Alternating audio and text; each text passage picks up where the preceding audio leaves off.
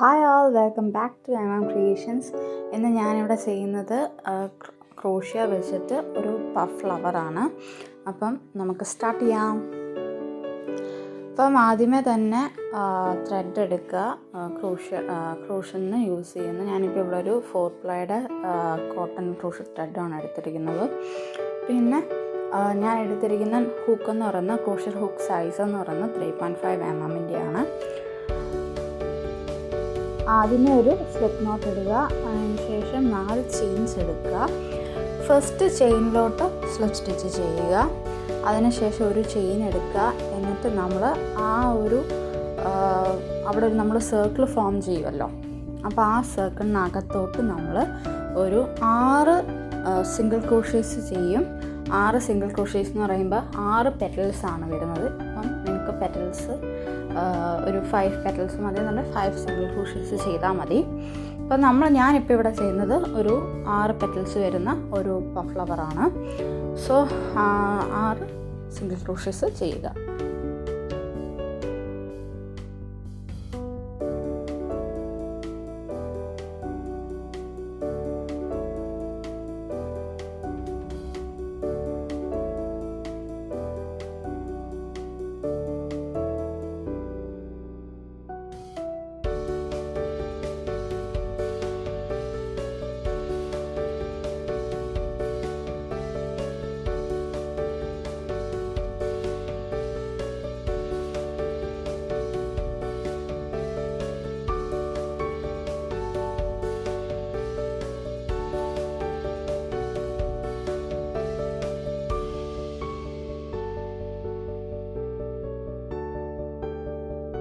Okay, ഇവിടെ ഇപ്പം ഞാൻ 6 സിംഗിൾ ക്രോഷ്യേസ് ചെയ്തു. ഇനി ഫസ്റ്റ് സിംഗിൾ ക്രോഷ്യയിലോട്ട് നമ്മൾ സ്ട്രിപ്പ് സ്ലിറ്റ് ചെയ്യുക.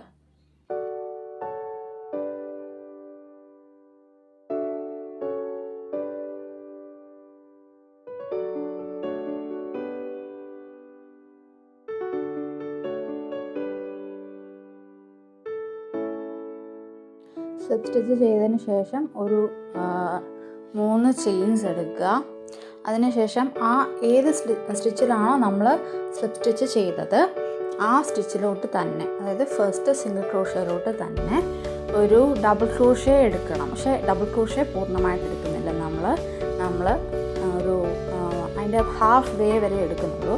അങ്ങനെ ഒരു 7 അല്ലെങ്കിൽ 8 മാക്സിമം നിങ്ങൾക്ക് എത്രയും പറ്റുമോ, ഒരു 10 വരെ എടുത്താൽ നല്ലത്. 7 to 10 ഇടയിൽ എത്ര വേണേലും എടുക്കാം. ഇപ്പം ഞാൻ ചെയ്യുന്ന ആ ഒരു രീതിക്ക് നിങ്ങൾ എടുക്കണം. അങ്ങനെ നമ്മളൊരു 7 to 10 ഇടയ്ക്ക് നമ്മൾ ഡബിൾ ക്രോഷ്യേസ് ചെയ്യുക. Double crochets full double crochet അല്ല, അതൊരു ഹാഫ് വേ ആണ് ഡബിൾ ക്രോഷ്യയുടെ. അത് ചെയ്തതിന് ശേഷം നമ്മൾ യാൺ ഓവർ ചെയ്യുക, അതിലൂടെ പുള്ളി ചെയ്തെടുക്കുക. പുള്ളി ചെയ്തെടുത്തതിന് ശേഷം ഒരു ചെയിൻ എടുക്കുക.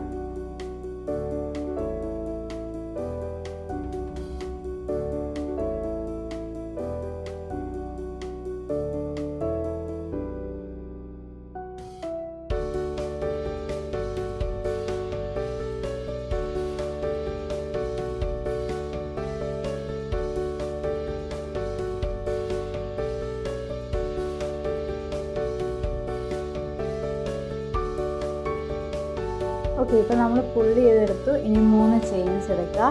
നെക്സ്റ്റ് സിംഗിൾ ക്രോഷ്യയിലോട്ട് നമ്മൾ സ്ലിപ്പ് സ്റ്റിച്ച് ചെയ്യുക.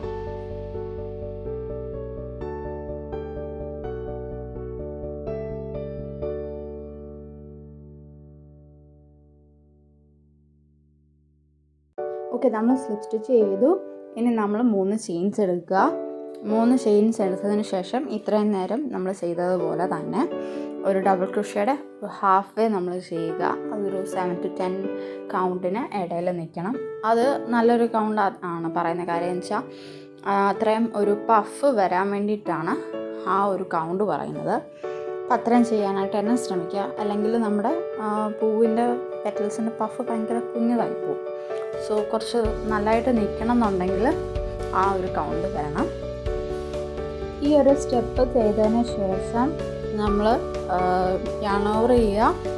ആ ഒരു ലൂപ്സിലൂടെ 7 to 10 ലൂപ്സിലൂടെ നമ്മൾ ഫുൾ ത്രൂ ചെയ്തെടുത്തിട്ട് ഒരു ചെയിൻ സ്റ്റിച്ച് ചെയ്യുക. അതിനുശേഷം 3 ചെയിൻസും കൂടെ എടുത്തിട്ട് നെക്സ്റ്റ് അതായത് നമ്മുടെ മൂന്നാമത്തെ സിംഗിൾ ക്രോഷ്യേയിലോട്ട് സ്ലിപ്പ് സ്റ്റിച്ച് ചെയ്യുക.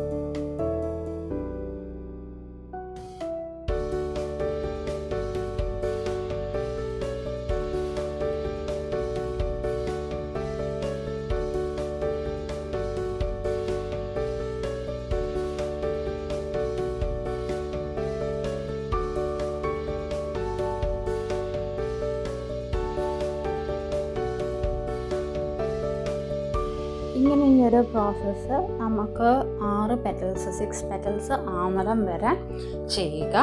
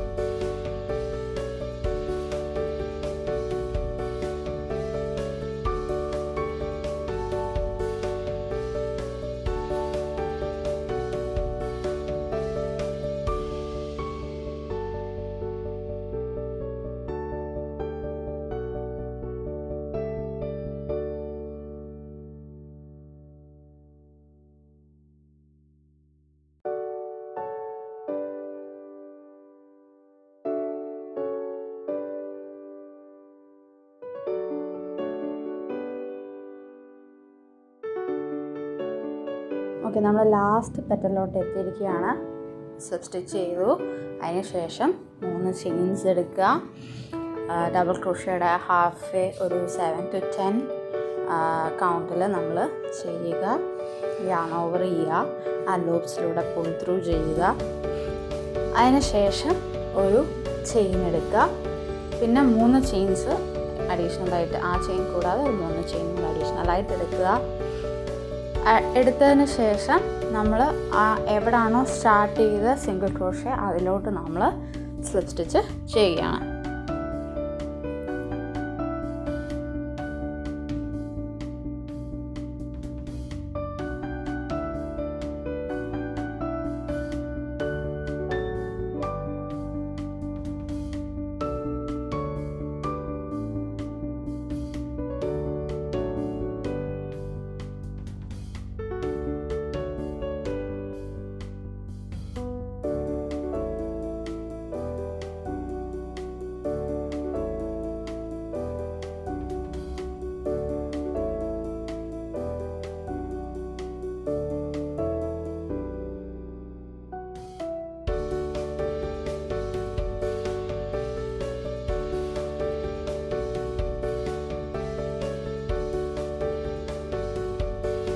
ലാസ്റ്റ് സ്ലിപ്പ് സ്റ്റിച്ചിന് ശേഷം നമ്മളൊരു ചെയിനും കൂടെ എടുത്ത് നമ്മൾ ത്രെഡ് കട്ട് ചെയ്ത് ടൈറ്റൻ ചെയ്യുകയാണ് ചെയ്യുന്നത്. ഈ ഒരു പഫ് ഫ്ലവർ ചെയ്യാനായിട്ട് നിങ്ങൾക്ക് മാജിക് സർക്കിളും വെച്ചിട്ട് ചെയ്യാം, 4 ചെയിൻ എടുക്കുന്നതിന് പകരം സ്റ്റാർട്ടിങ്ങിൽ. അപ്പം മാജിക് സർക്കിൾ ചെയ്യുന്ന സമയത്തുള്ള ഗുണമെന്ന് വെച്ചാൽ ഈ നടുക്കത്തെ സർക്കിൾ നിങ്ങൾക്ക് ചെറുതായിട്ടിരിക്കും. ഇപ്പം നമ്മൾ 4 ചെയിൻ എടുത്തപ്പം ഒരു വട്ടം ഉണ്ടല്ലോ, ഒരു സർക്കിൾ ഉണ്ടല്ലോ, അത്രയും പോലും ഇല്ലാതെ കുറച്ചുകൂടെ കുഞ്ഞ് സർക്കിളാക്കി എടുക്കാനായിട്ട് പറ്റും മാജിക് സർക്കിൾ വെച്ച് ചെയ്യുമ്പം. ഇപ്പം ഞാൻ ലാസ്റ്റ് ചെയിൻ എടുത്ത് ടൈറ്റൻ ചെയ്തു. ഇനി ആ പെറ്റൽസിൻ്റെ എല്ലാം പഫ് ശരിക്ക് വരാൻ വേണ്ടിയിട്ട് ബാക്കിൽ നിന്നൊന്ന് പുഷ് ചെയ്ത് കൊടുക്കണം. ഇപ്പം ഞാൻ ഇതിൽ ചെയ്യുന്നത് പോലെ എല്ലാ പെറ്റൽസും ഒന്ന് പുഷ് ചെയ്ത് കൊടുക്കണം, എന്നാലേ അതിൻ്റെ ഒരു കറക്റ്റ് പഫ് വരത്തുള്ളൂ, എടുത്ത് നിൽക്കത്തുള്ളൂ. ലാസ്റ്റ് നമുക്ക് ഒന്നുകൂടെ അതിൻ്റെ ഒരു കെട്ടിനെ ഉറപ്പിക്കാൻ വേണ്ടിയിട്ട് ബാക്കിൽ ഒന്നുകൂടെ ഒന്ന് കെട്ടിക്കൊടുക്കാം. അപ്പം നമുക്ക് ആ ഒരു ത്രെഡ് അഴിഞ്ഞു പോവില്ല, കുറച്ചുകൂടെ ഫേമായിട്ട് നിൽക്കും. ഇതിൽ സെൻറ്റർ ഹോള് കവർ ചെയ്യാനായിട്ട് നിങ്ങൾക്ക് എന്തെങ്കിലും ബീഡ്സ് മുത്തുകൾ വെക്കാം. അതല്ല എന്നുണ്ടെങ്കിൽ നമുക്ക് ഒരു ഓപ്ഷൻ കൂടെ ഉണ്ട്, കവർ ചെയ്തിട്ട് ഒരു സെൻറ്റർ പോർഷനായിട്ട് നമുക്ക് ചെയ്യാം. ഞാൻ നെക്സ്റ്റ് ഒരു വീഡിയോയിൽ ആ ഒരു സെൻറ്റർ പോർഷൻ ചെയ്ത ഒരു പഫ് ഫ്ലവർ കാണിച്ചു തരാം. ആ ഒരു സെൻറ്റർ പോർഷൻ എങ്ങനെയാണ് ചെയ്യുന്നതെന്നും എല്ലാം കാണിച്ചു തരാം. Thank you for watching.